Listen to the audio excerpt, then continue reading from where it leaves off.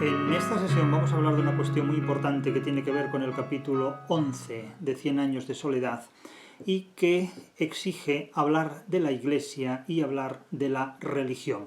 Podríamos decir que en este capítulo 11 con la Iglesia hemos dado. En el Quijote se dice con la Iglesia hemos dado, no topado, no digan topado, es con la Iglesia hemos dado. Pues en este capítulo podríamos decir que con la Iglesia hemos dado, porque el protagonismo que en este episodio, que en este capítulo adquiere la Iglesia y el concreto, la religión, es absolutamente fundamental. Y vamos a verlo, vamos a ver cuál es la idea que en 100 años de soledad se tiene de la Iglesia y de la religión. Este capítulo se caracteriza porque el protagonismo de Fernanda del Carpio crece. La crítica literaria ha identificado a Fernanda del Carpio con España y se ha equivocado, porque a Fernanda del Carpio hay que identificarla con la Iglesia y con la religión. Es un grandísimo error identificar a España con la religión e identificar a España con la Iglesia, y no hacer lo mismo, por ejemplo, con Inglaterra, con Francia o con Alemania.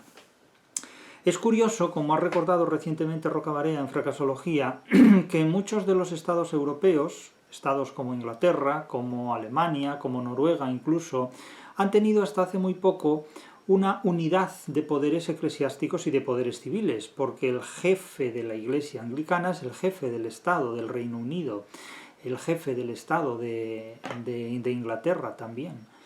De tal manera que considerar que en España hay una especie de identidad entre la nación española y la religión católica es un gran error que implica desconocer realmente lo que es España, la historia de España, y desconocer realmente lo que es la Iglesia católica y la historia de la Iglesia católica. La Iglesia católica es una sociedad esencialmente gentilicia, es una sociedad transnacional, es una sociedad cuyos intereses son propios y no son los intereses de un Estado del que con frecuencia se parasita. La Iglesia católica se parasitó inicialmente del Imperio Romano y se parasitó posteriormente del Imperio Español, para poder recorrer a través primero de las calzadas romanas y después de las rutas comerciales del Imperio Español una serie de territorios a los que de ninguna otra manera podría haber llegado por sus propios medios. Ahora bien, la Iglesia católica, que es una sociedad transnacional, es una sociedad internacional, es una sociedad globalizante y globalizadora, es una sociedad que, al igual que las multinacionales, no quiere fronteras. Es también, y paradójicamente, una sociedad enemiga del Estado moderno. Y aquí ya vamos a ir entrando en materia, porque no hay que olvidar que 100 años de soledad son, ante todo, 100 años de soledad sin España, 100 años sin el Estado español, que ya van para 200, como decimos con frecuencia. Pero la Iglesia católica, al igual que le ocurre a la mayor parte de los protagonistas de 100 años de soledad, es una sociedad humana enemiga del Estado moderno. La Iglesia católica se encuentra mucho más a gusto en el régimen anterior, no me refiero al franquismo, me refiero al régimen anterior a 1789. La Iglesia católica se encontraba muy cómoda en el franquismo, apoyando el nacionalismo franquista, y se encuentra muy cómoda en la democracia apoyando los nacionalismos provinciales. Quiero decir que la Iglesia católica en este sentido siempre ha encontrado formas para parasitarse de cualquier sistema político, es heliotrópica, siempre va en torno al sol que más calienta, indudablemente. De tal manera que así como España solo tuvo a un cardenal desempeñando las funciones de presidente del gobierno, por así decirlo, que fue Cisneros, prácticamente a finales del siglo XV y comienzos del XVI, otros países como Francia pues han tenido cardenales ejerciendo casi la jefatura del Estado, plenos poderes en la presidencia del gobierno, como el cardenal Richelieu, hasta época relativamente muy reciente, muy adentrada en la modernidad, en pleno siglo XVII. Y no cabe olvidar que, insisto, muchos países europeos, Inglaterra y otros países nórdicos, con Noruega, han tenido hasta hace muy poco la presidencia, digamos, de su Iglesia con la presidencia de los poderes civiles. Por lo tanto, asociar a España con la religión es una declaración de ignorancia superlativa acerca de lo que es España y acerca de lo que es la religión. La religión católica, con los llamados reyes católicos, a pesar de esta nomenclatura, nunca tuvo unas relaciones tan excelentes como se les presupone. Es decir, cuando los curas viajan parasitándose del Imperio Español a América, se caracterizaron porque no les enseñaban a los indígenas el español, sino que ellos aprendían la lengua de los indígenas para preservar de esta manera a los indígenas en un tercer mundo semántico. Esto es algo que ha hecho la Iglesia con mucha frecuencia. Pero insistamos en esto, vamos a insistir aquí para abordar este capítulo en 4 puntos absolutamente fundamentales. En primer lugar, Fernanda del Carpio es un personaje que debe identificarse con lo que le corresponde, que es la religión, concretamente la religión católica. Fernanda del Carpio es un personaje patológicamente religioso, no patológicamente español, ¿de acuerdo? Por lo tanto, cuando la crítica literaria que se enfrenta a 100 años de soledad se dedica a interpretar a Fernanda del Carpio como si fuera un resultado, un producto de la cultura española, es una cuestión absolutamente ridícula, porque 100 años de soledad es un resultado y un producto de la cultura española. De tal manera que buscar a un español en 100 años de soledad pues es lo mismo que buscar a una gota de agua en el mar. Está en todas partes.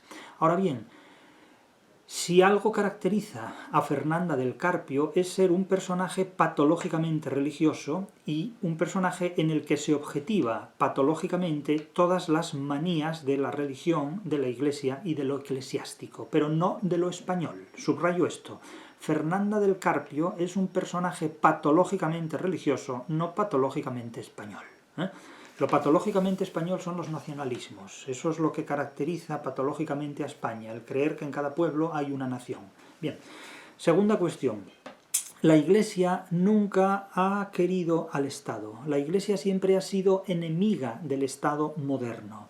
Los nacionalismos también han sido siempre enemigos del Estado moderno. Los nacionalismos lo que pretenden es la disolución del Estado, de los Estados-nación, para propulsarse, para desarrollarse dentro de configuraciones políticas más amplias, como por ejemplo puede serlo la Unión Europea, o simplemente un modelo de globalización, y dentro de él desarrollar una especie de Europa de los pueblos, es decir, reemplazar la Europa de los Estados por la Europa de los pueblos. Bien, pues en esta globalización pseudoeuropeísta, o protoeuropeísta, pero de cualquier manera falaz, tanto en una dirección como en la otra, la Iglesia se encuentra mucho más cómoda que dentro de los estados, porque a la Iglesia le ocurre, y entramos aquí en el tercer apartado, a la Iglesia le ocurre lo mismo que a las multinacionales, es decir, se encuentra más cómoda en territorios que no estén demarcados por fronteras estatales, por fronteras nacionales, que en territorios que dentro de los cuales tenga que dar cuenta de lo que hace a un poder político superior, al propio poder eclesiástico. De tal manera que la Iglesia, sobre todo la católica, que se arroga para sí misma las pretensiones de una globalización, de una universalidad, siempre estará mucho más cómoda, insisto, en una geografía no intervenida por los poderes políticos y civiles, sino donde ella pueda globalmente actuar con plenos poderes religiosos. Es decir, la Iglesia católica prefiere el antiguo régimen, prefiere un mundo medieval a un mundo moderno. Prefiere un mundo medieval donde no haya nacionalidades configuradas que puedan limitar, que puedan poner límite a sus libertades religiosas. Las libertades religiosas ya sabemos cómo son. Donde hay libertad religiosa es porque no hay conocimiento ni de lo que es la libertad, ni de lo que realmente es la religión, ni cómo funciona. Por lo tanto, insisto, la Iglesia católica, en particular la católica, y la protestante igualmente o mucho más, tiene en común con los nacionalismos su interés por destruir el Estado moderno. Por eso la Iglesia católica, insisto, se encuentra mucho más cómoda en el régimen anterior que en el régimen de la Edad Moderna. Y por otro lado, la Iglesia católica tiene también en común con las multinacionales el deseo de suprimir fronteras para que de esta manera sea posible, tanto para las multinacionales como para la Iglesia católica, que no deja de ser una forma sui generis de multinacional, de multinacionalismo, de multiculturalismo, de todas esas cosas, disponer de una libertad que, insisto, dentro de los estados las iglesias, como la católica, no pueden disponer. Por otro lado, Hay un cuarto apartado importante en este capítulo, y es que la Iglesia, la católica, marca físicamente, como si fueran ganado, a los 17 hijos del coronel Aureliano Buendía. Los marca en un momento concreto, como es el miércoles de ceniza, cuando les marca con ceniza en la frente el famoso lema porque eres polvo y al polvo volverás, que a pulvis est et in pulverem reverteris. De tal manera que quedan definitivamente marcados, porque cuando van a sus casas y tratan de quitar la ceniza que impregnó su frente, esta señal de la cruz no se va. De manera que estos 17 aurelianos quedarían definitivamente marcados por la ceniza eclesiástica, y esto permitirá, no en este capítulo, sino en episodios futuros, identificarlos y matarlos a todos ellos prácticamente en una misma noche. De tal manera que la Iglesia quedará definitivamente asociada a esa mano negra, indudablemente, que identifica a 17 seres humanos para que puedan ser ejecutados rápidamente en caso de necesidad. Bien, con estos antecedentes vamos a adentrarnos en este capítulo y vamos a explicar lo siguiente. El protagonismo de este capítulo se cierne, sobre todo, insisto, en Fernanda del Carpio, que Fernanda del Carpio debe identificarse con la patología religiosa, no con España. No es lo mismo. No es lo mismo en absoluto. Y el que quiera hacer coincidir la patología religiosa con España es simplemente un gilipollas. No tiene más historia y ni más explicación. Hay un auténtico debate entre un triángulo erótico, un triángulo amoroso, entre Aureliano II, su mujer oficial Fernanda del Carpio y su concubina Petra Cotes. En este triángulo se va a desenvolver la vida de estos tres personajes hasta su muerte. Petra Cotes, consciente de su fuerza, no dio muestras de preocupación. ¿Cuándo? Cuando se anunció la boda de Aureliano con Fernanda del Carpio. No dio muestras de preocupación. Ella lo había hecho hombre. Siendo todavía un niño, lo sacó del cuarto de Melquíades con la cabeza llena de ideas fantásticas y sin ningún contacto con la realidad, y le dio un lugar en el mundo. Esto es totalmente cierto. Quiero decir, Aureliano II, no es más que un friki.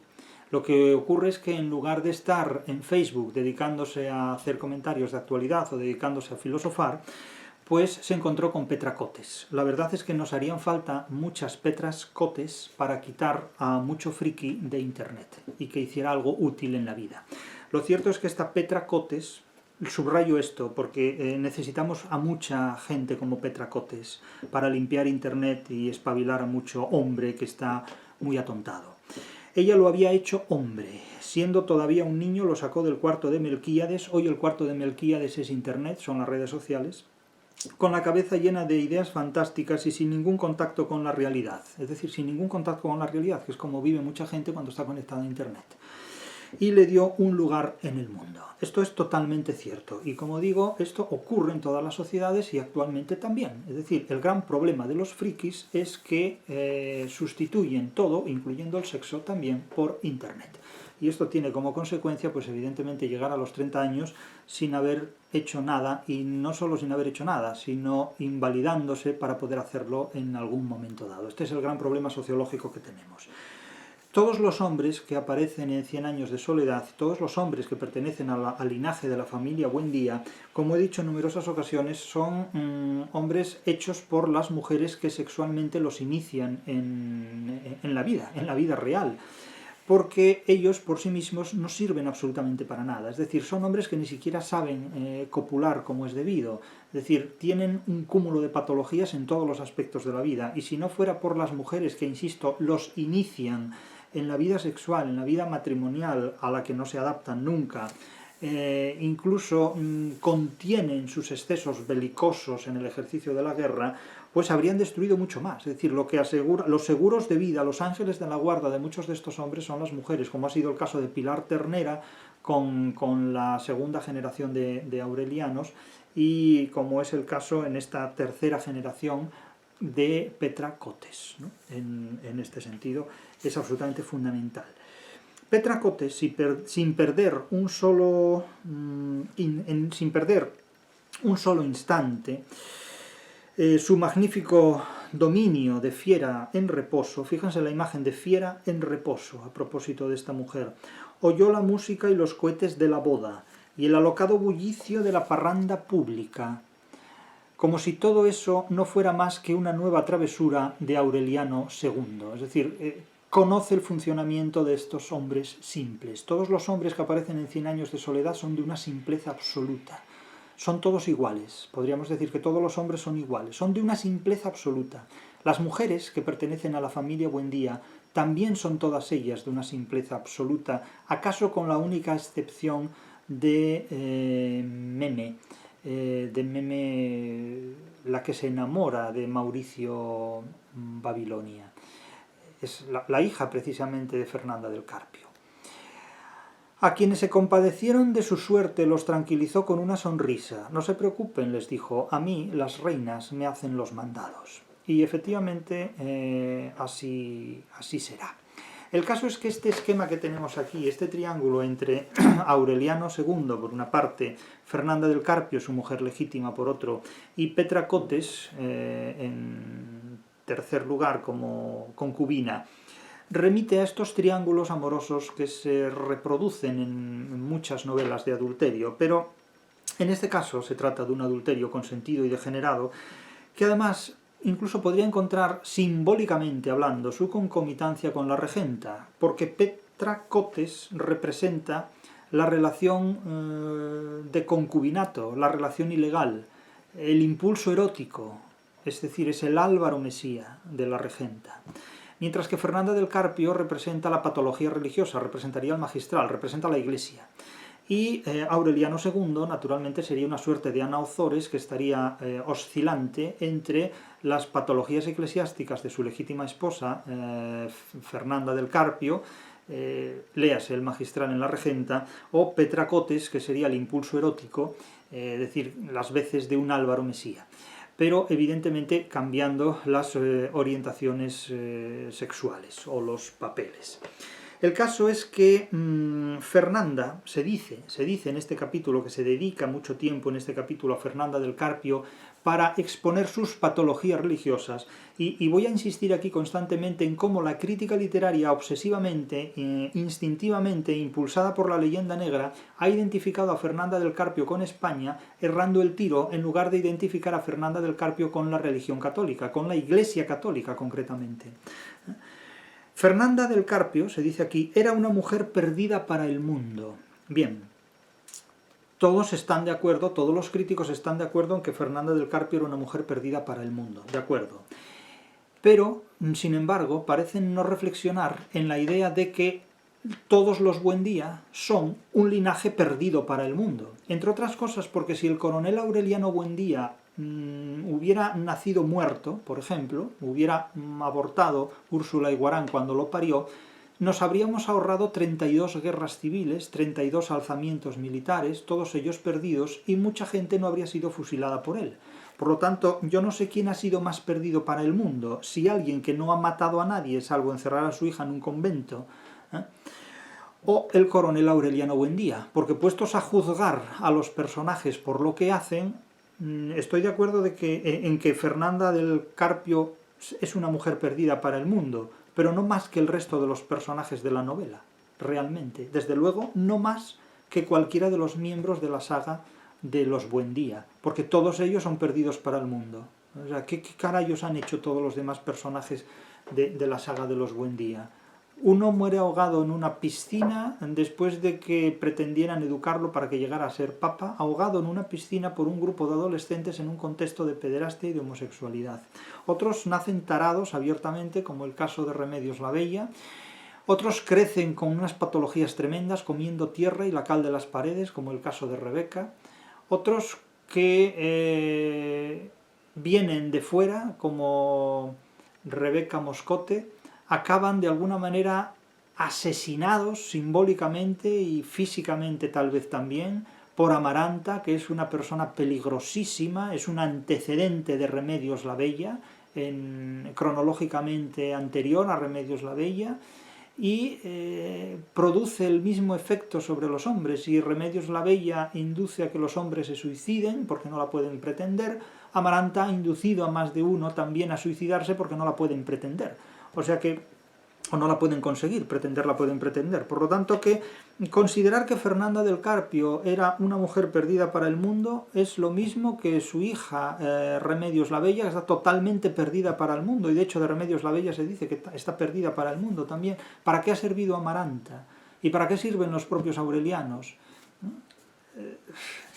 ¿Y para qué sirve al final Amaranta Úrsula? Para parir una criatura con cola de cerdo, en definitiva. Están perdidos para el mundo, y Macondo está perdido para el mundo enteramente, si nos ponemos en ese plan. Es decir, Fernanda del Carpio, insisto, representa unas patologías religiosas de cuidado, que son las que se describen en este capítulo. Pero la crítica literaria, en lugar de apuntar a la Iglesia, apunta a España, confundiendo el culo con las témporas, confundiendo el procedimiento con la realidad, confundiendo a España con su parásito. La Iglesia Católica es uno de los varios parásitos que ha tenido España y que sigue teniendo. Y, en definitiva, ha adherido ese parasitismo al de los nacionalismos, con los cuales la Iglesia Católica se lleva excelentemente bien, porque unos y otros son enemigos del Estado moderno. La Iglesia Católica, las multinacionales y los nacionalismos son los tres enemigos contemporáneos del Estado moderno, y en estos momentos están estrechamente aliados entre sí para erosionar el Estado moderno, la configuración política que surge del Renacimiento hasta hoy, y reemplazarlo por una suerte de globalización donde los individuos sean consumidores, sean creyentes y sean súbditos de feudalismos nacionalistas, debidamente bendecidos por sus diferentes santidades y debidamente sometidos a la depredación del consumismo que, suprimidos los estados modernos, permite el trono, el altar y el reinado de los amigos del comercio, del reinado de los amigos de Escotado, a los cuales Escotado dedicó 3 tomos para elogiar su labor pretérita y presente. Muy bien, pues con su pan se lo coman, con vuestro pan os lo comáis, porque a mí no me encontraréis ni dentro de la Iglesia Católica, ni dentro del nacionalismo, ni dentro de los amigos del comercio. Porque ninguno de estos 3 grupos forma parte de una concepción moderna y estatal y de lo que debe ser realmente la democracia, porque hoy día la democracia ha sido completamente puteada, completamente vapuleada, completamente violada por estas 3 instituciones que, insisto, aliadas tratan de reemplazar los estados modernos por el feudalismo religioso, capitalista y nacionalista, que es lo que actualmente trata de imponerse. Y la gente pues va por ahí muy contenta diciendo es que hay que borrar las fronteras, es que hay que suprimir las fronteras. Sí, eso es lo que pretende la Iglesia Católica, lo que pretende la globalización neocapitalista y lo que pretende el nacionalismo para destruir el Estado y crear sus propias fronteras invisibles, pero muy sensibles. Fernanda del Carpio, dice la crítica, es una representación de la cultura española. Y yo pregunto a la crítica que dice esto lo dice una señora en el año 71, esto lo escribió una señora en el año 71, no voy a dar su nombre porque me parece indignante hacer famoso a alguien que dice tales necedades. Es representación de la cultura española, y yo me pregunto, ¿y acaso 100 años de soledad no es representación de la cultura española decapitada? ¿De la cultura española abandonada por el Estado español? Es que cuando no tengamos Estado, seremos como los personajes de 100 años de soledad. Cuando no tengamos Estado, seremos incestuosos y seremos degenerados y no tendremos derechos que nos protejan y volveremos al patriarcado y la Iglesia volverá a marcar con una cruz a sus presuntos enemigos, etcétera, etcétera. ¿Renunciamos al Estado moderno? No sabéis dónde vais a parar. Pero ya lo veréis, porque viviréis lo suficiente como para envejecer en una sociedad articulada sin un Estado. Porque vais directos a Macondo. Vais directos a Macondo. Los que viváis más allá de 2050, vais directos a Macondo. O a China. Es la alternativa que tenéis. El futuro se llama China o se llama Macondo. Y ahí, pues cada uno que haga lo que quiera. Pues dice la crítica, Fernanda del Carpio es una representación de la cultura española. Esto tiene bemoles el tema. Es decir, los aurelianos no son representación de la cultura española porque deben hablar quechua, porque deben hablar náhuatl, Por eso cuando tratan de sustraerse a sus perseguidores se disfrazan de hechiceros indígenas. Los nombres de sus padres son ya significativos. Su padre se llamaba Fernando del Carpio y su madre Renata de Argote. Oye, lo de Renata es de lo más español que hay. Lo de Renata de Argote debe ser de lo más español que hay, salvando lo de Góngora. ¿Cuántos Argotes hay en España? ¿Cuántos Renatos hay en España? Pues para esta señora, es una crítica del año 71, la tía escribía esto, los nombres de sus padres son ya significativos. Su padre se llamaba Fernando. Claro, yo no sé cómo no se llamara, no sé cómo no se llamara Adolfo Hitler, el padre, vamos, no sé qué otra cosa. Es que cualquier nombre que tenga va a ser significativo. Y a menos que se llamaba Wilhelm, o no sé cómo, porque es que no sé qué, o Tolstoy, o no sé qué, vamos, es que cualquier nombre va a ser significativo. Pero prosigue, son representantes de una cultura fosilizada, o sea, la cultura española es una cultura fosilizada. Será en el cerebro de quien escribió esto. O sea, una señora que escribe en español dice que la cultura española es una cultura fosilizada. O sea, una señora que habla una lengua que hablan 600 millones de personas dice que es una cultura fosilizada. O sea, Cervantes es una cultura fosilizada, el Quijote es una cultura fosilizada, Quevedo es una cultura fosilizada, Calderón es una cultura fosilizada. La Celestina es una obra que pertenece a una cultura fosilizada. Estamos bien, ¿no? Este es el nivel de la crítica literaria que se enfrenta a 100 años de soledad. La cultura de Fernanda del Carpio es la cultura española del siglo de oro, que tanta importancia tiene en la literatura iberoamericana. Lamentablemente, claro, porque esta señora considera que lamentablemente la literatura española del siglo de oro tiene importancia en la literatura iberoamericana. Es que sin literatura española del siglo de oro no hay España, así de simple, así de simple. Es que sin Cervantes, sin Quijote, no hay 100 años de soledad. Es que sin Cervantes no hay Vargas Llosa, sin Cervantes no hay Gabriel García Márquez, no hay Juan Rulfo, no hay Borges, es que no hay nada, así de simple.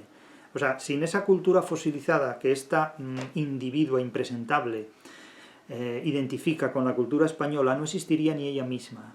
Porque, ¿por qué Gabriel García Márquez no escribió Náhuatl, 100 años de soledad?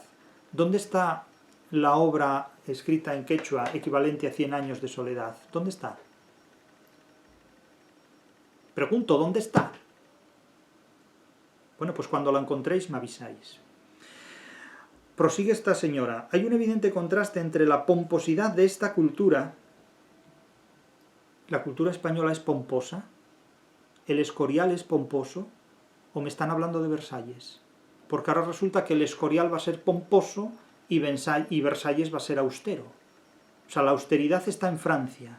Está en el siglo XVIII francés, ¿no? Con todas esas mamarrachadas que se ponían de los pies a la cabeza. Pomposidad de esta cultura. ¿Dónde está la pomposidad de Felipe II? Porque vamos, si Felipe II es pomposo, yo bailo el chiringuelu. Hay un evidente contraste entre la pomposidad de esta cultura y sus resultados prácticos.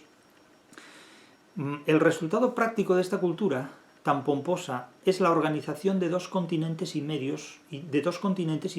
durante 300 años.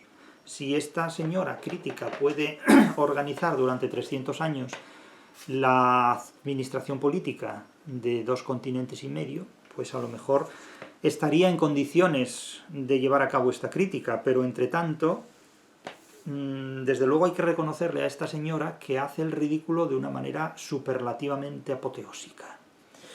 Por eso digo que si abrimos un concurso público identificando los mayores disparates que se han escrito sobre 100 años de soledad, el resultado está muy reñido, y yo propongo a esta señora como una de las finalistas, realmente. Hay un evidente contraste entre la pomposidad de esta cultura, yo no sé si pensará en Versalles en lugar de la austeridad del Escorial, o si pensará en Luis XVI en lugar de Felipe II, pero bueno.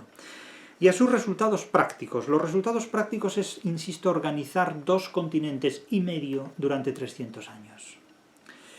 Ya que en resumidas cuentas solo le permite a Fernanda tejer palmas fúnebres. Bueno, y Aureliano Buendía se dedicaba a hacer pescaditos de oro.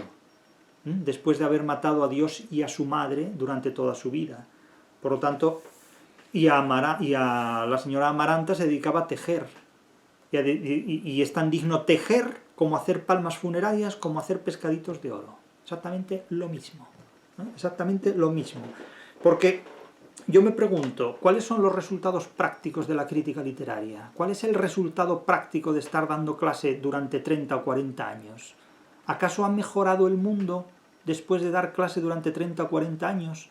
¿Acaso los conocimientos de los que dispone hoy la gente tras 40 años de democracia son mejores o más importantes o más valiosos de los que disponía hace 40 años? Porque a la vista de lo que tenemos delante, es más útil una Petra Cotes que Internet. Todo en ella, en Fernanda del Carpio, está deformado. Su catolicismo exacerbado ha hecho de ella una mujer perdida para el mundo y causante de muchas desgracias por su rigidez e inflexibilidad. Ahora resulta que las desgracias de 100 años de soledad las ha causado Fernanda del Carpio por ser católica, pero no las ha causado el coronel Aureliano Buendía por ser liberal. Es decir, 32 guerras civiles y las muertes provocadas por 32 guerras civiles no son nada al lado de el exacerbado catolicismo de Fernanda del Carpio, que es la que mantiene con vida el último tramo de la genealogía de los Buendía. Tiene gracia cómo la crítica literaria interpreta, cogiendo el rábano por las hojas, y en este caso el rábano es lo peor del rábano, para no entender nada. Es curioso cómo la crítica de la literatura convierte a la literatura en la puta de sus fantasías. Y es realmente deleznable. O sea, en manos de esta gente está la enseñanza de la literatura. En manos de esta gente está la interpretación de una novela decisiva en la hispanidad. Hombre, por favor. Esto es no tener cerebro y dedicarse a hacer crítica literaria. O sea, así de simple. Es que no me extraña que Platón viendo esto, hubiera dicho a esta gente que echarla fuera de la República. Lógicamente, pero lógicamente. Se hace la boda, se celebra la boda, se hace la pedida matrimonial y en el patriarcado correspondiente los hombres intercambian a las mujeres como mercancía. El padre se la pasa al marido. En el caso de Fernanda del Carpio, evidentemente se lleva a cabo pues, todo lo que tiene que ver con una ridiculización de las patologías religiosas, cuando la religión, el catolicismo, que es una religión que no desea el Estado, porque tiene más libertades fuera del Estado que dentro de él, pretende. ¿Y cómo se comporta la gente formada religiosamente en el catolicismo desde un punto de vista sexual? Pues se comporta como Fernanda del Carpio, pero las españolas no se comportan como Fernanda del Carpio, y las hispanoamericanas no se comportan como Fernanda del Carpio. Pero la gente que padece patologías religiosas sí se comporta como Fernanda del Carpio. ¿Y cómo se comporta Fernanda del Carpio? Así.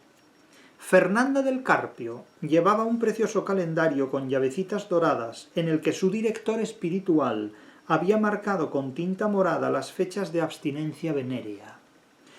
Descontando la Semana Santa, los domingos, las fiestas de guardar, los primeros viernes, los retiros, los sacrificios y los impedimentos cíclicos, su anuario útil quedaba reducido a 42 días desperdigados en una maraña de cruces moradas. Aureliano II, convencido de que el tiempo echaría por tierra aquella alambrada hostil, prolongó la fiesta de la boda más allá del término previsto. Agotada de tanto mandar al basurero botellas vacías de brandy y champaña para que no congestionaran la casa, y al mismo tiempo intrigada de que los recién casados durmieran a horas distintas y en habitaciones separadas mientras continuaban los cohetes y la música y los sacrificios de reses, Úrsula recordó su propia experiencia y preguntó si Fernanda no tendría también un cinturón de castidad que tarde o temprano provocara las burlas del pueblo y diera origen a una tragedia. Para evitar concebir a una criatura que tuviera cola de cerdo. Pero Fernanda le confesó que simplemente estaba dejando pasar 2 semanas antes de permitir el primer contacto con su esposo. Transcurrido el término, en efecto, abrió la puerta de su dormitorio con la resignación al sacrificio con que lo hubiera hecho una víctima expiatoria, y Aureliano II vio a la mujer más bella de la tierra, más bella incluso que Remedios la Bella, con sus gloriosos ojos de animal asustado y los largos cabellos color de cobre extendidos en la almohada. Tan fascinado estaba con la visión que tardó un instante en darse cuenta de que Fernanda se había puesto un camisón blanco, largo hasta los tobillos y con mangas hasta los puños, y con un ojal grande y redondo, primorosamente ribeteado a la altura del vientre. Aureliano II no pudo reprimir una explosión de risa. «Esto es lo más obsceno que he visto en mi vida», gritó, con una carcajada que resonó en toda la casa. «Me casé con una hermanita de la caridad». Bien, en esto queda convertido un ser humano cuando se deja llevar por la religión, indudablemente. Esto es una parodia de la religión, no una parodia de España. Y si ustedes confunden la religión con España, como decía popularmente una canción de hace años, para hacer bien el amor hay que venir al sur. Pues esto le ocurre al que se toma la religión en serio, en definitiva. Una noche, poco antes de que naciera el primer hijo, Fernanda se dio cuenta de que su marido había vuelto en secreto al lecho de Petra Cotes. Obviamente. Así es, admitió él, y explicó en un tono de postrada resignación. Tuve que hacerlo para que siguieran pariendo los animales. Aquí hay una resonancia zoofílica, es decir, parece que cuanta mayor es la actividad sexual de Petra Cotes, mayor es la actividad sexual de los animales que forman parte de la ciencia de su concubino, ¿no? de su Aureliano II. Le hizo falta un poco de tiempo para convencerla, Fernanda del Carpio, de tan peregrino expediente, pero cuando por fin lo consiguió, mediante pruebas que parecieron irrefutables, la única promesa que le impuso Fernanda fue que no se dejara sorprender por la muerte en la cama de su concubina. Así continuaron viviendo los tres, sin estorbarse. También, como dice otra canción muy popular, es mejor así para los tres. Bien, Aureliano II, puntual y cariñoso con ambas, ¿por qué no? Petra Cotes pavoneándose de la reconciliación y Fernanda fingiendo que ignoraba la verdad. Esto es muy eclesiástico también, fingir que se ignora la verdad. De tal forma que, como se ve, la Iglesia es compatible con todo menos con el Estado moderno. Lo soporta, pero no es lo más compatible. El pacto no logró, sin embargo, que Fernanda se incorporara a la familia. Se hace compatible con la familia, pero no se subordina a la familia. Eso es muy propio de familias donde se impone la fratría y no las convenciones del Estado moderno. En definitiva, 100 años de soledad es una sociedad sin Estado, donde la Iglesia hace lo que le da la gana, a pesar de que se la ridiculice, pero hace lo que le da la gana, incluido el hecho de marcar con una cruz a los aurelianos, a los 17 aurelianos, para que en un momento dado sea posible, sea asequible su ejecución, su identificación y su ejecución.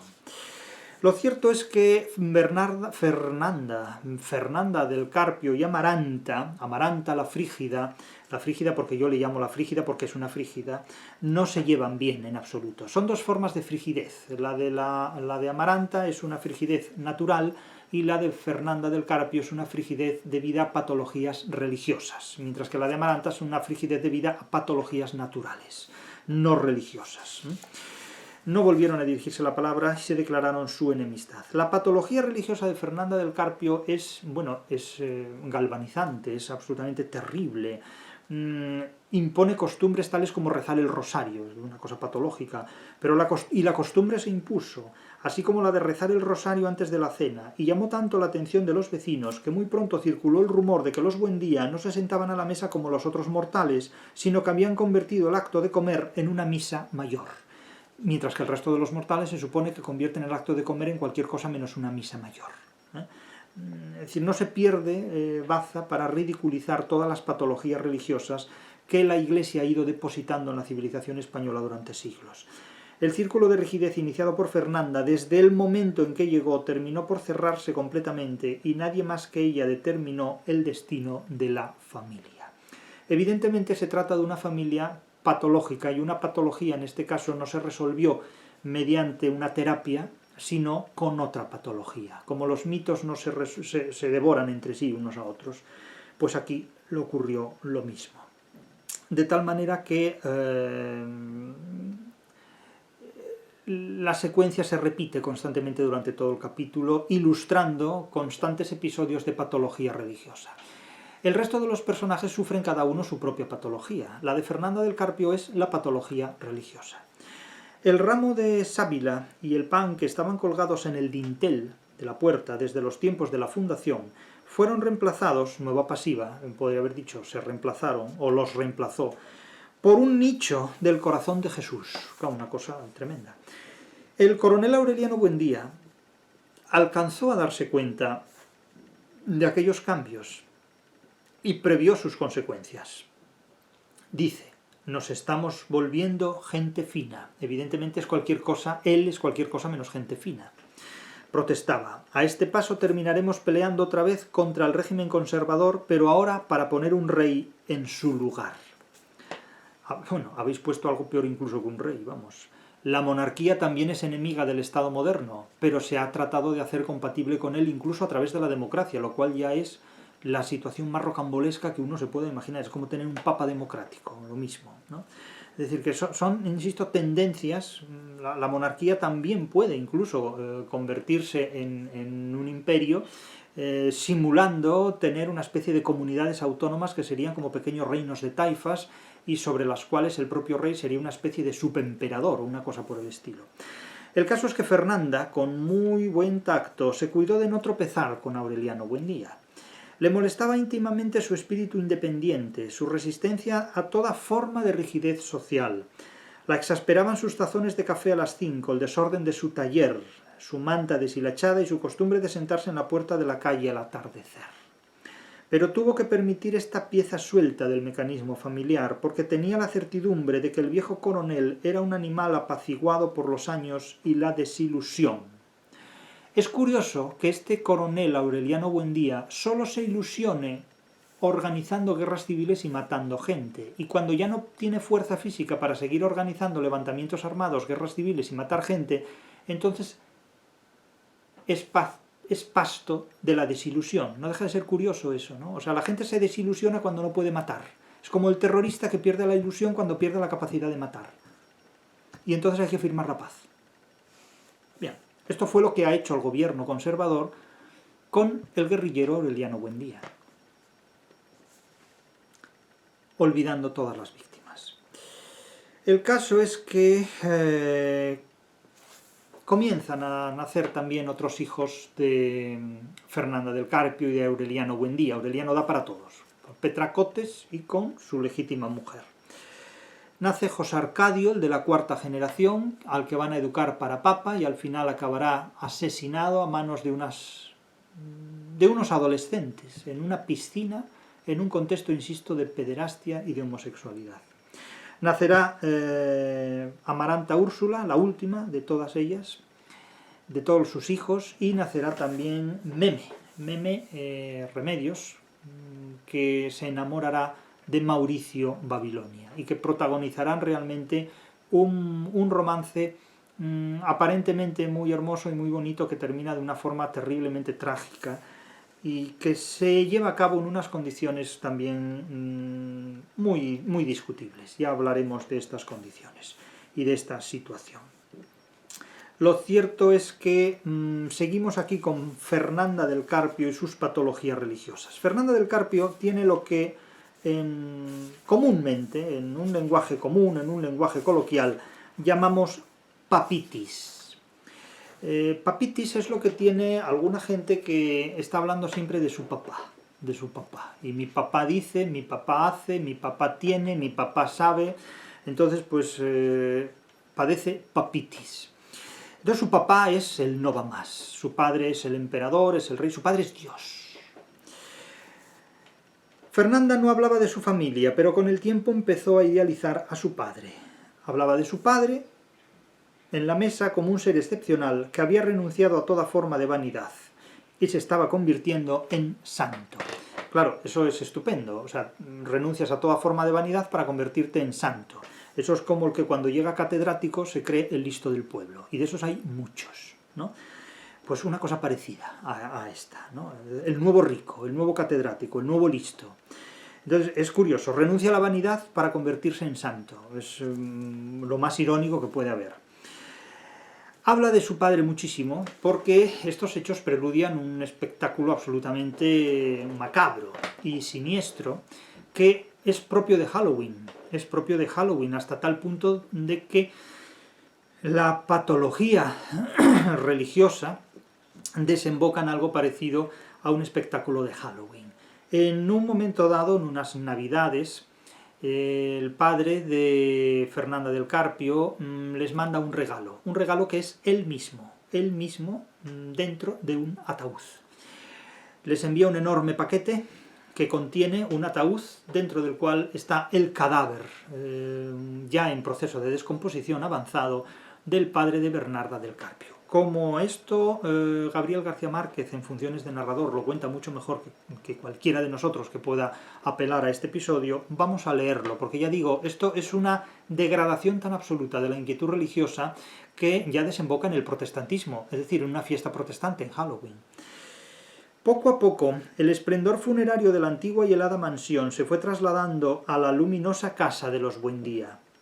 «Ya nos han mandado todo el cementerio familiar», comentó Aureliano II en cierta ocasión. «Solo faltan los sauces y las losas sepulcrales.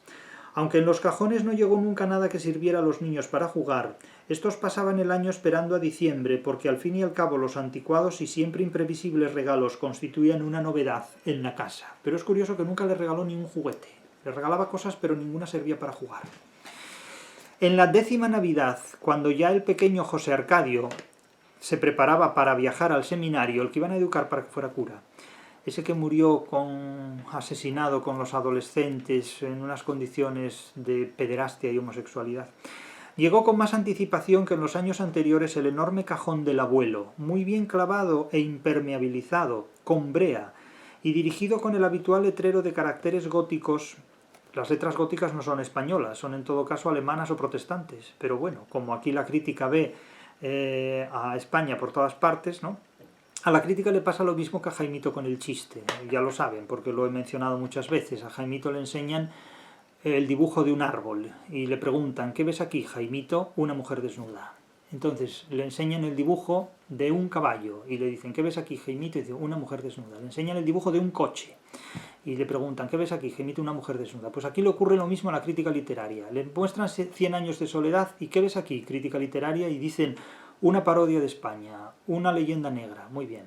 Le enseñan una lagartija y dice: ¿qué ves aquí? Pues una parodia de España. ¿Qué ves aquí? La leyenda negra. Y le enseñan, pues no lo sé, un clavo ardiendo. Y dicen: ¿qué ves aquí? Pues la leyenda negra, la Inquisición, todo esto. Miren donde miren, siempre verán la leyenda negra contra España, absolutamente, ¿no? Incluso le pueden mostrar el gineceo de una flor y dirá: ¿qué ves aquí? Pues la leyenda negra contra España, no hay ningún problema, así estamos, en estas manos estamos. De tal manera que llegó con más anticipación que en los años anteriores el enorme cajón del abuelo, muy bien clavado e impermeabilizado con brea, y dirigido con el habitual letrero de caracteres góticos a la muy distinguida señora doña Fernanda de Carpio de Buendía. Mientras ella leía la carta en el dormitorio, los niños se apresuraron a abrir la caja. Ayudados como de costumbre por Aureliano II, rasparon los sellos de brea, desclavaron la tapa, sacaron el aserrín protector y encontraron dentro un largo cofre de plomo cerrado con pernos de cobre. Aureliano II quitó los 8 pernos, ante la impaciencia de los niños, y apenas tuvo tiempo de lanzar un grito y hacerlos a un lado cuando levantó la plataforma de plomo y vio a don Fernando vestido de negro con un crucifijo en el pecho, con la piel reventada en eructos pestilentes y cocinándose a fuego lento en un espumoso y borboritante caldo de perlas vivas. Bien, esto es el tremendismo de Cela pasado por Valle Inclán, realmente, adobado con Valle Inclán, es lo que sale de aquí. Es la decoración funeraria que el modernismo estilizó, pero aquí adobada por el tremendismo de la narrativa de la posguerra civil española del siglo XX. En definitiva, para retratar la degradación de esta patología religiosa propia de Fernanda del Carpio. En la relación dialéctica entre lo liberal y lo conservador, entre lo religioso y lo guerrillero, volvemos de nuevo al coronel Aureliano Buendía, que en su vejez entretenida y desilusionada, porque no puede seguir matando a nadie y solo puede limitarse a hacer pescaditos de oro, el gobierno de la nación, sus enemigos victoriosos, deciden dedicarle un homenaje. Esto es cuando alguien te dedica un homenaje, es porque ya no sirves para nada. De tal manera que no me extraña que haya mucha gente asustada que al llegar a la jubilación no quiera irse de la universidad, porque solo el hecho de tener que pasar por un homenaje y de certificar su inutilidad pública, pues los inquieta enormemente, ¿no? No hay nada peor para un emérito que lo llamen por su nombre. Vale, pues aquí le dedican un homenaje al coronel Aureliano Buendía, porque evidentemente la sociedad solo premia aquello que no le sirve para nada. La sociedad, sin embargo, se defiende frente a cualquiera que pueda suponer una alternativa a los poderes vigentes, pero después de que esto ya está controlado, entonces se le homenajea.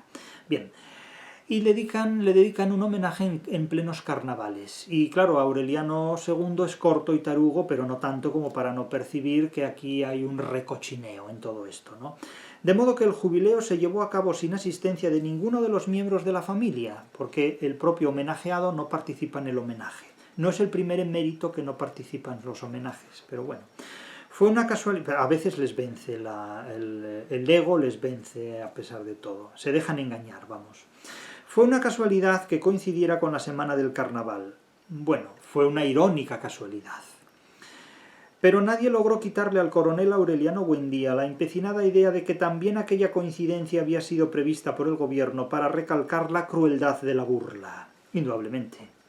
Desde el taller solitario oyó las músicas marciales, la artillería de aparato, las campanas del Te Deum y algunas frases de los discursos pronunciados frente a la casa cuando bautizaron la calle con su nombre. Le dedican una calle con su nombre. Esto es como cuando te jubilas, ¿no? Y tu universidad pone tu nombre a una de las aulas para que luego la llenen de pintadas. Pero bueno, en fin. Los ojos se le humedecieron de indignación, de rabiosa impotencia, y por primera vez desde la derrota se dolió de no tener los arrestos de la juventud para promover una guerra sangrienta que borrara hasta el último vestigio del régimen conservador. Es decir, es la pasión desatada del animal salvaje. No se habían extinguido los ecos del homenaje cuando Úrsula llamó a la puerta del taller. ¿Para decirle qué? Pues para decirle que con motivo del homenaje se habían presentado en Macondo sus 17 hijos, cada uno de ellos de una mujer diferente. Los 17 aurelianos. Aureliano y un apellido que sería el de su madre. Eran sus hijos, sin ponerse de acuerdo, sin conocerse entre sí, habían llegado desde los más apartados rincones del litoral, cautivados por el ruido del jubileo. Aparecen aquí los 17 hijos del coronel Aureliano Buendía. Asisten, después del carnaval, a la misa del miércoles de ceniza y el cura de Macondo, el padre Antonio Isabel, el heredero del seguidor, el sucesor del padre Nicanor Reina, Antonio Isabel, les pone la ceniza en la cruz, les pone la cruz de ceniza en la frente. Y ocurre lo siguiente. El miércoles de ceniza, antes de que volvieran a dispersarse en el litoral, Amaranta consiguió que se pusieran ropas dominicales y la acompañaran a la iglesia. Esto no es baladí decirlo. Amaranta consiguió, es decir, fue Amaranta quienes los lleva a la iglesia. La iniciativa de ir a la iglesia a poner la ceniza no es iniciativa de los hijos del coronel, sino iniciativa de Amaranta, que también tiene una patología religiosa, porque Amaranta está todos los días en misa, está llevando a misa constantemente a Remedios la Bella, la llevan con velo, etcétera, etcétera. Es decir, que la patología religiosa con cuya fama carga Fernanda del Carpio, lleva la misma lana que cargan las demás mujeres de la familia Buendía. Lo que ocurre es que la crítica no la ve. Es decir, la miopía con la que la crítica literaria se enfrenta a 100 años de soledad no tiene perdón. O sea, abiertamente es que no tiene perdón. Tendríamos que expurgar el 100% de lo que se ha escrito sobre 100 años de soledad. Porque resulta que, insisto, la fama con la que carga Fernanda del Carpio con la patología religiosa es la lana que cargan las otras mujeres de la familia Buendía. Porque quien lleva a poner la ceniza a los 17 hijos de Aureliano, que después van a ser fusilados y ejecutados cobardemente al identificársele a cada uno de ellos la ceniza que ostenta en la frente, no es Fernanda del Carpio, sino que es Amaranta. Amaranta consiguió que se pusieran ropas dominicales y la acompañaran a la iglesia. Más divertidos que piadosos, se dejaron conducir hasta el comulgatorio, es decir, como tontos, como carneros que van a marcar para que ese sello permita después identificarlos y matarlos. Más divertidos que piadosos, se dejaron conducir hasta el comulgatorio, donde el padre Antonio Isabel les puso en la frente la cruz de ceniza. Insisto que este signo, semióticamente, es la semiótica letal. De regreso a casa, cuando el menor quiso limpiarse la frente, descubrió que la mancha era indeleble, no se borraba, y que lo eran también las de sus hermanos. Probaron con agua y jabón, con tierra y estropajo, por último con piedra, pómez y lejía, y no consiguieron borrarse la cruz. En cambio, Amaranta y los demás, que fueron a misa, se la quitaron sin dificultad. Amaranta y los demás. Amaranta. Amaranta es la mujer más mala que hay en 100 años de soledad, porque mata y destruye simplemente para evitar la vida y el placer ajenos. No hay ninguna otra motivación en los crímenes que Amaranta promueve. Se la quitaron sin dificultad. Así van mejor, los despidió Úrsula. De ahora en adelante nadie podrá confundirlos. Se fueron en tropel, precedidos por la banda de músicos. Como idiotas se fueron. Esa marca permitirá matarlos a todos en una misma noche.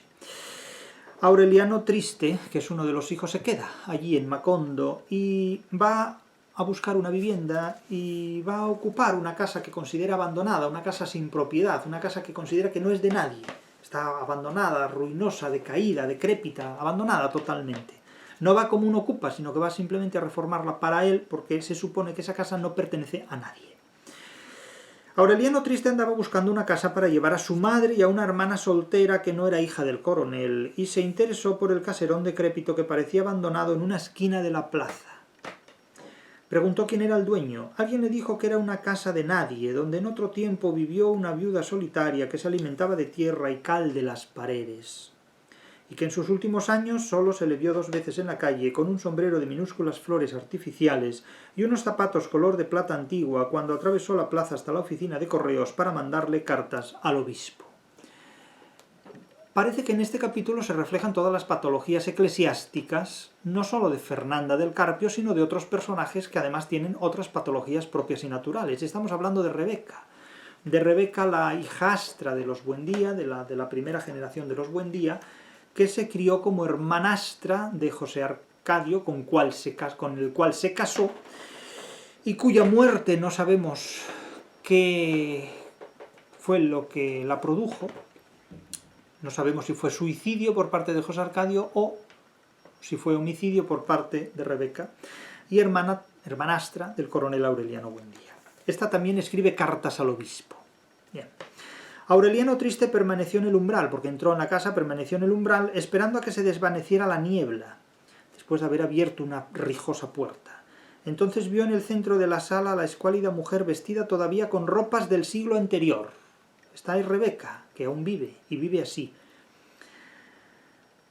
con unas pocas hebras amarillas en el cráneo pelado y con unos ojos grandes, aún hermosos, en los cuales se habían apagado las últimas estrellas de la esperanza, y el pellejo del rostro agrietado por la aridez de la soledad.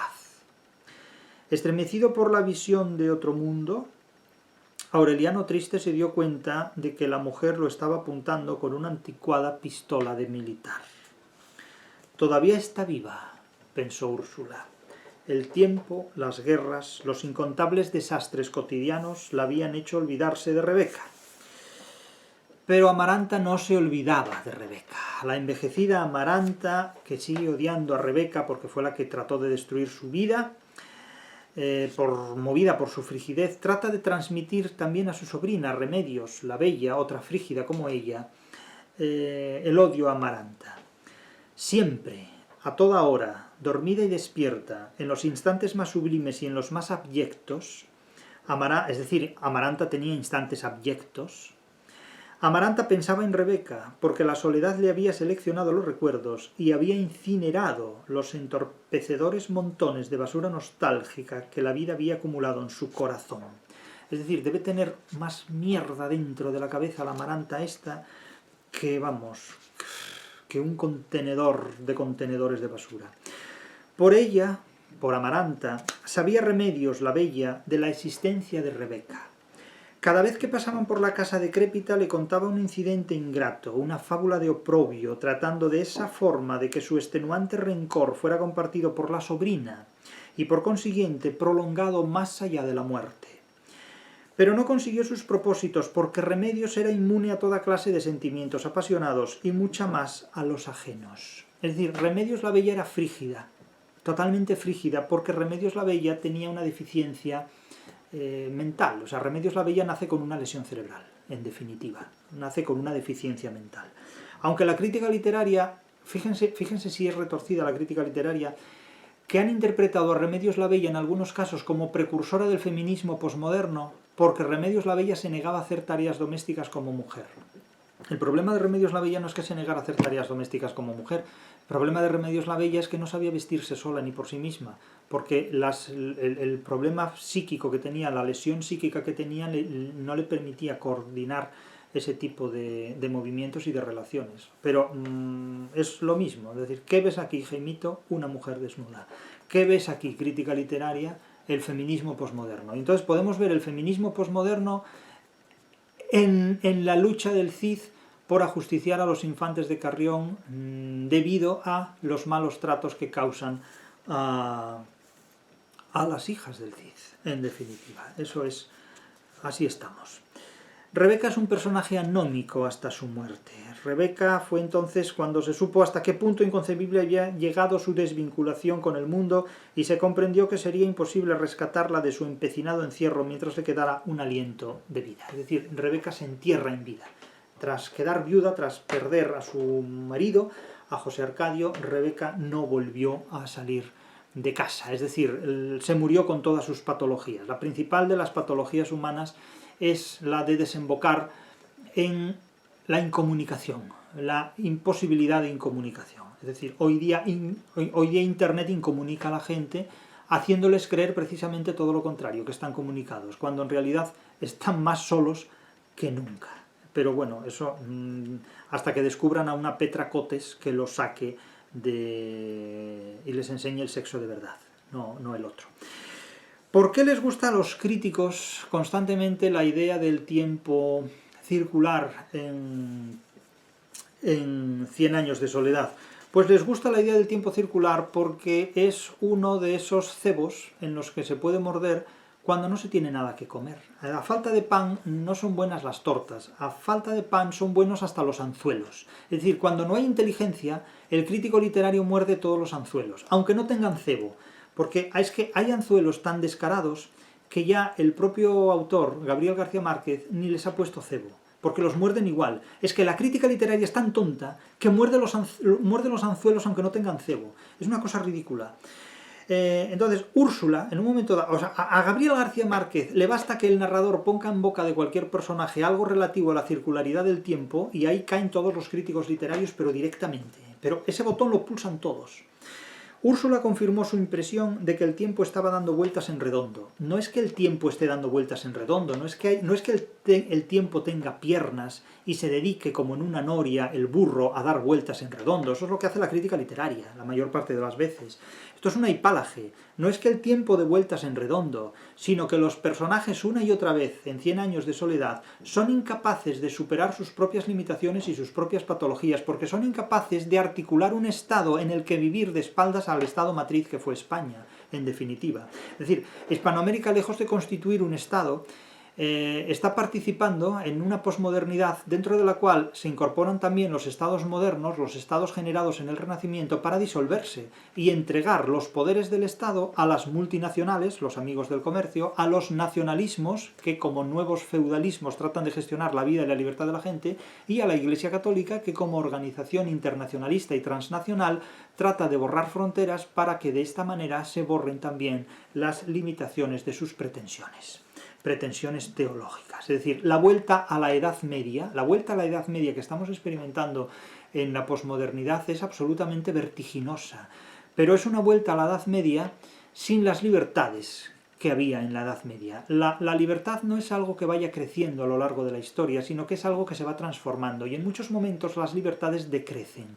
Y en esta época en la que estamos viviendo, estamos perdiendo a mansalva libertades que se consiguieron en la segunda mitad del siglo XX tras muchas luchas y tras mucho derramamiento de sangre. De tal manera que la libertad que se ganó en guerras terribles se está perdiendo actualmente en la paz de los imbéciles, en la paz de la democracia. La paz de la democracia está haciendo que perdamos las libertades de las guerras de nuestros antepasados. De tal manera que cuando se habla de esto se confunde la hipálage con la personificación de la temporalidad. Son personajes, los de 100 años de soledad, que no son capaces de superar la recursividad de sus formas de vida ni la recurrencia de sus objetivos vitales, y en consecuencia siempre están repitiendo los mismos errores, incestuosamente, endogámicamente, apolíticamente.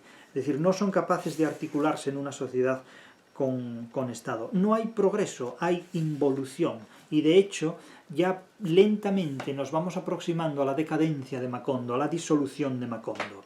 Y la disolución de Macondo va a tener que ver precisamente con la incorporación de, borradas las fronteras, las multinacionales gringas que se adentrarán en la geografía de la ciénaga, como comúnmente la llama el narrador, para demostrar la omnipotencia que los amigos del comercio son capaces de manejarse y de utilizar cuando tratan, en términos de la hegemonía protestante, de depredar una geografía por ellos intervenida. De tal manera que, insisto, el hábitat natural de la Iglesia no es el Estado moderno. De la misma manera que el hábitat natural de los amigos del comercio no es el Estado, sino un mundo globalizado, un mundo sin fronteras.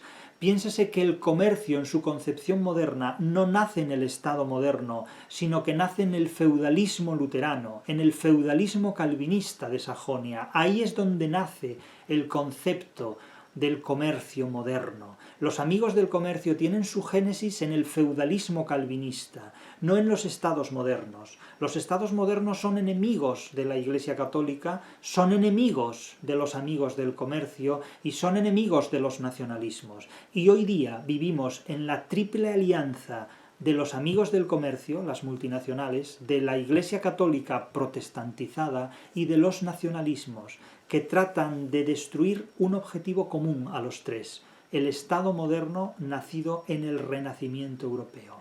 La mayor parte de los que vivan más allá de 2050 tienen dos alternativas: o la República Popular China